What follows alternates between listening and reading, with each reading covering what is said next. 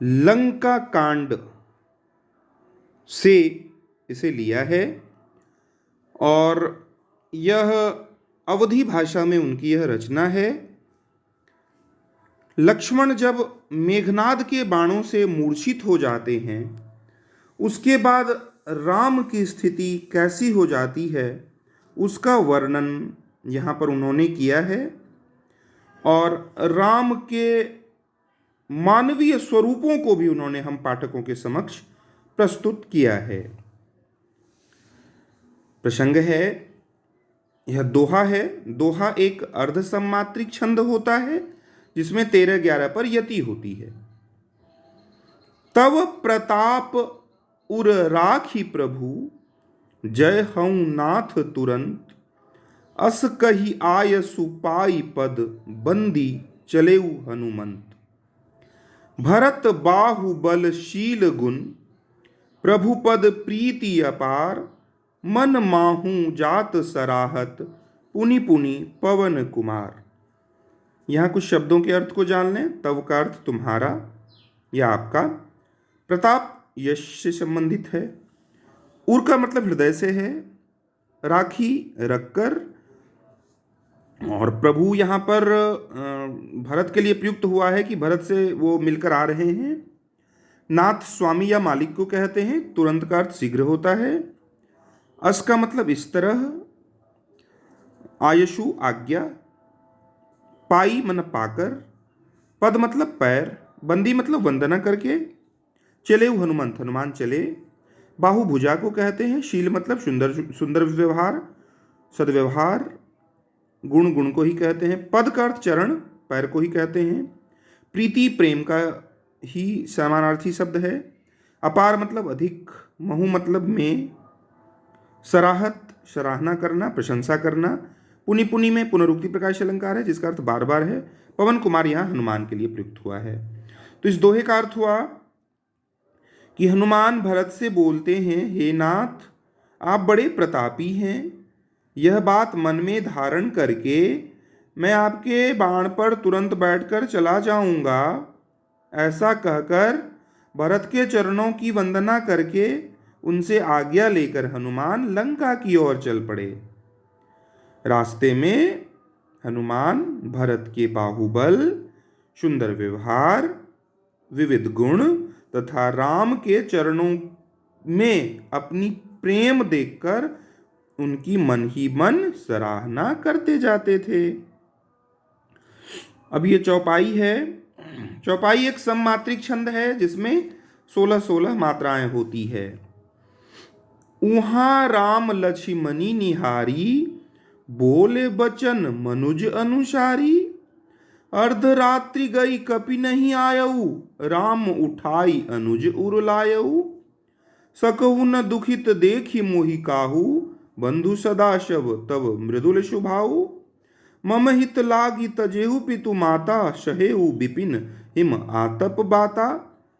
इसमें कुछ अर्थ को जान लें। वहाँ का तात्पर्य वहाँ से है, लक्ष्मणी लक्ष्मण के लिए प्रयुक्त हुआ है, निहारी मतलब देखना, बोले वचन वचन बोलना, मनुज अनुसार सामान्य मनुष्य की तरह व्यवहार करना, अर्धरात्रि मतलब आधी रात गई मतलब आधी रात बीत गई, कपि हनुमान के लिए प्रयुक्त हुआ है। ऐसे कपि हनुमान के अलावा बंदर को भी कहते हैं। नहीं आयु नहीं आए, राम उठाई अनुज उरलायु, अनुज छोटे भाई को कहते हैं, राम उठाकर अपने अनुज से कहते हैं। कैसे कहते हैं तो हृदय लगाकर कहते हैं। सकहु न दुखित देखी मोहु काऊ, दुखित देखी मोहि काऊ, तुम मुझे कभी दुखित नहीं देखना चाहते थे। बंधु भाई का ही पर्यायवाची शब्द है। सदा मतलब हमेशा, तो मतलब तुम्हारा या आपका, मृदुल स्वभाव सुंदर स्वभाव, मम हित मेरे हित के लिए, तजेहु पितु माता तुमने माता पिता का परित्याग किया, शहेउ विपिन विपिन जंगल को कहते हैं, हिम बर्फ को कहते हैं, शहेउ शहना, आतप बाता तुमने तरह तरह के कष्ट झेले, उस संदर्भ में यहाँ है।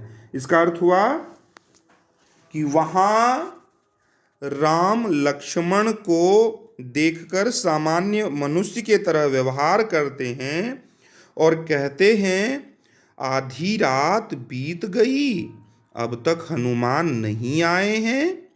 और यह बात वो लक्ष्मण को हृदय से लगाकर उठाकर कहते हैं। और कहते हैं, हे भाई, तुम किसी को दुखी देखना नहीं चाहते थे, तुम्हारा स्वभाव हमेशा मृदुल रहा है। मेरे हित के लिए तुमने अपने माता पिता का भी परित्याग कर दिया। तुमने जंगल में तरह तरह के कष्ट झेले। आगे है, सो अनुराग कहाँ अब भाई, उठहु न सुनी मम बच बिकलाई। जौ जन तेहु बन बंधु बिछोहु, पितु बचन मन तेहु नहीं ओहु। सुत बित नारी भवन परिवारा, ओहि जाहि जग बारहि बारा। अस बिचारी जीव जागहु ताता, मिलई न जगत सहोदर भ्राता। जथा पंख बिनु खग अति दीना, मनि बिनु फनि करिबर करहीना। अस मम जीवन बंधु बिनु तोही, जो जड़ देव जियावे मोही। जय हऊँ अवध कवन मुँह लाई, नारी हेतु प्रिय भाई गवाई। इसमें कुछ शब्दों के अर्थ को जान लें। अनुराग का अर्थ प्रेम से है। भाई भ्राता के लिए प्रयुक्त है। उठहु न सुनी, उठो और सुनो, और मेरी व्याकुलता को दूर करो। बिकलाई व्याकुलता को दूर करना है। जौ जनते हूँ बन बंधु बिछोहूँ, यदि मैं जानता कि वन में अपने भाई को गवा दूंगा। पिता के वचन को भी नहीं मानता, पितु वचन मनते हूँ नहीं हो। सुत बित नारी भवन परिवारा, इसमें सुत का अर्थ बेटा, बित का अर्थ धन संपत्ति, नारी मतलब स्त्री अर्थात पत्नी से है। भवन भवन को कहते हैं, परिवार परिवार को। हो ही जाहि जग बारहि बारा, ये बार बार जग में मिल जाते हैं। जग मतलब संसार। अस विचार जी जागहूँ ताता, यही विचार मेरे मन में आया है। सहोदर भ्राता अपने भाई को कहते हैं। सहोदर का मतलब एक ही उदर से जन्म लेने वाला। जथा पंख बिनु खग अति दीना, जिस प्रकार पंख के बिना चिड़िया की स्थिति, मणि बिनु फनी सांप की स्थिति बिना मणि के, और करीबर का अर्थ यहाँ हाथी से है, और कर का अर्थ यहाँ पर सूंड से है। ऐसे कर का मतलब हाथ होता है, लेकिन कर का अर्थ यहाँ सूंड से है। तो अस मम जीवन, मम मतलब मेरा, संस्कृत के शब्द हैं, तत्सम शब्द हैं। जीवन बंधु बिनु तो हूँ, मेरा जीवन भी भाई तुम्हारे बिना हो गया है। जो जड़ जेव जियावे मोय, और मैं जड़ हो गया हूँ। चेतन का उल्टा जड़ होता है। मैं अवध कौन सा मुंह लेकर जाऊंगा। जय हूँ अवध कवन मुँह लाई, नारी हेतु प्रिय भाई गवाई, स्त्री के लिए मैंने अपने भाई को गवा दिया। चूंकि राम के इस व्यवहार में मानवता पूरी तरह दिखती है, तो वो अपने भाई को कहते हैं, हे भाई उठो और मेरी व्याकुलता को दूर करो। अब वह प्रेम कहाँ है। यदि मैं जानता कि वन में मैं क्या करूँगा। ज्यों जनते हूँ बन बंधु बिछो, यदि मैं तुम्हें वन में तुमसे बिछड़ जाऊँगा, या मैं तुम्हें वन में खो दूंगा, तो मैं पिता के वचन को भी नहीं मानता। सुत बित नारी भवन परिवारा, हो ही जाहि जग बारहि बारा। यानी स्त्री, धन संपत्ति, नारी, भवन और परिवार, ये संसार में बार बार मिल जाते हैं। हे भाई, हे तात, यह विचार मेरे मन में आया है, लेकिन सहोदर भाई मुझे दोबारा नहीं मिलेगा। चूंकि राम से उनका आत्मीय प्रेम है, इसलिए वो इस तरह की बात कर रहे हैं। राम और लक्ष्मण के बीच आत्मीय प्रेम है। वास्तव में राम के वो सहोदर भाई नहीं हैं, लेकिन उनकी स्थिति सहोदर भाई जैसी ही है, इसलिए वो अपनी मन की भावना को ऐसे व्यक्त कर रहे हैं। और वो कहते हैं, जथा पंख बिनु खग अति दीना, जिस प्रकार चिड़िया की स्थिति बिना पंख के होती है, सांप की स्थिति बिना मणि के होती है, हाथी की स्थिति बिना सूंड के होती है। हे भाई, मेरा जीवन भी वैसा ही हो गया है और मैं जड़ हो गया हूँ। मैं अवध कौन सा मुंह लेकर जाऊंगा, मैं अयोध्या कौन सा मुंह लेकर जाऊंगा।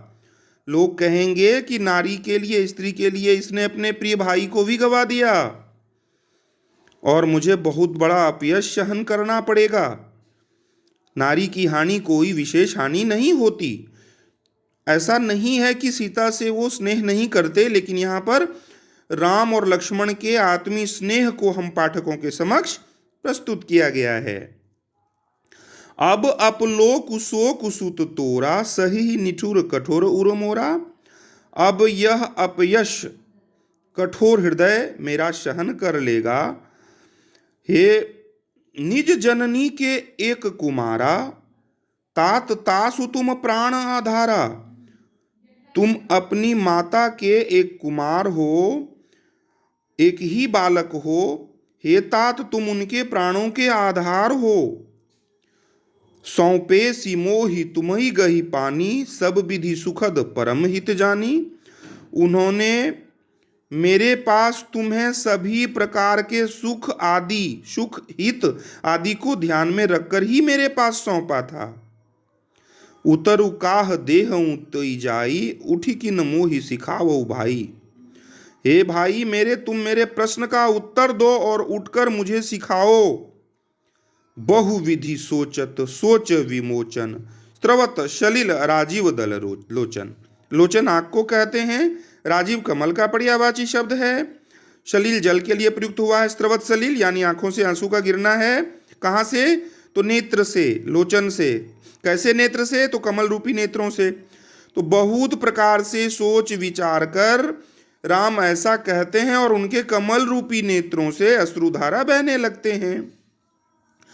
चूंकि यह दृश्य उमा और पार्वती अर्थात शंकर और पार्वती शिव देख रहे हैं और वो कहते हैं कि नर की गति वास्तव में ये भक्त ही दिखलाते हैं, क्योंकि इस दृश्य को देखने वाले भगवान शिव और पार्वती हैं।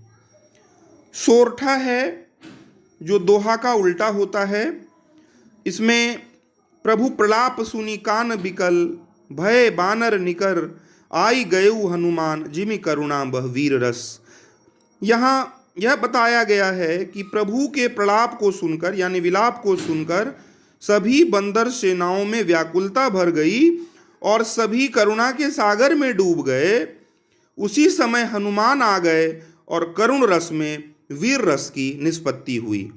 ऐसा इसलिए कहा गया है क्योंकि अब लोगों को यह विश्वास हो गया कि हनुमान के आने के बाद वो निश्चित रूप से संजीवनी बूटी लेकर आए होंगे और लक्ष्मण का तुरंत उपचार हो जाएगा और वो तुरंत उठकर बैठ जाएंगे। और वैसा ही होता है। हरसि राम भेटेउ हनुमाना, अति कृतज्ञ प्रभु परम सुजाना। तुरत बैद तब कीन्ही उपाई, उठी बैठे लक्ष्मण हर्षाई। हर्षित मन प्रसन्नता पूर्वक राम ने हनुमान से मुलाकात की, भेटेउ मतलब मुलाकात करना, और अत्यंत कृतज्ञता प्रकट की।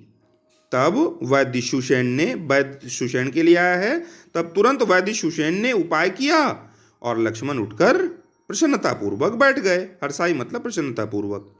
हृदय लाई प्रभु भेटेउ भ्राता, हर्षे शकल भालु कपि भ्राता।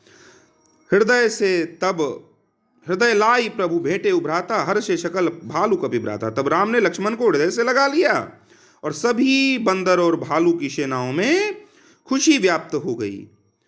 कपि पुनि बैद तहां पहुंचावा, जे ही विधि तब ही ताही लही लावा। तब कपि मतलब हनुमान, तब हनुमान ने वैद्य सुषेण को वहां पहुंचा दिया जहां से उन्हें लाया गया था। यह वृतांत दशानन सुनेऊ, अति विषाद पुनि पुनि सिर धुनेऊ। जैसे ही इस वृतांत को दशानन अर्थात रावण ने सुना, वह विलाप करने लगा। पुनि पुनि में पुनरुक्ति प्रकाश अलंकार है। व्याकुल कुंभकर्ण पही आवा, विविध जतन करी ताहि जगावा।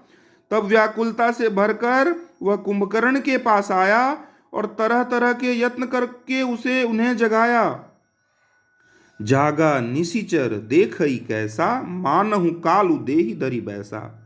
तब निशिचर निशाचर राक्षस के लिए प्रयुक्त हुआ है, यहाँ कुंभकर्ण के लिए। तब कुंभकर्ण बहुत तरह के यत्न करके जागा, जैसे लग रहा है वह काल को ही हाँक दे रहा हो। कुंभकर्ण बूझा कहू भाई, काहे तब मुख रहे सुखाई। तब कुंभकर्ण ने अपने भाई से पूछा, हे भाई तुम्हारा मुख क्यों सूख रहा है। कथा कही सब ते ही अभिमानी, जे ही प्रकार सीता हरियाणी। तब रावण ने सभी कथा अभिमान पूर्वक सुना दी कि किस प्रकार उसने सीता का हरण किया था। तात कपिन सब निशिचर मारे, महा महा जोधा संघारे। हे तात कपिन मतलब हनुमान के लिए, कि उस बंदर ने सारे राक्षस मार डाले, बड़े बड़े योद्धाओं का उसने संहार कर दिया। दुर्मुख सिर रिपु मनुज आहारी, भट अतिकाय अकंपन भारी, अपर महोदर आदिक बीरा, परे समरमई सब रण धीरा। हे भाई, नरांतक, देवांतक आदि राक्षस, अतिकाय और अकंपन जैसे महायोद्धा भी सभी समर में मरे पड़े हैं और सब युद्ध में मारे गए हैं। तब अंत में एक दोहा है। तब उनकी बात को सुनकर रावण के भाई कुंभकर्ण कहते हैं, सुनी दस कंधर बचन तब कुंभकर्ण बिलखान, जगदम्बा हरियाणी अब सठ चाहत कल्याण। तब दस खंदर के वचन को सुनकर, तब रावण के वचन को सुनकर कुंभकर्ण बिलखने लगा और कहने लगा, यहां जगदम्बा शब्द सीता के लिए प्रयुक्त हुआ है कि जगदम्बा हरियाणी, तुमने सीता का हरण किया है, रे मूर्ख, अब तू कल्याण चाहता है, यह संभव नहीं है। उपरोक्त पंक्तियों में इसी तथ्य का प्रस्फुटन किया गया है। धन्यवाद।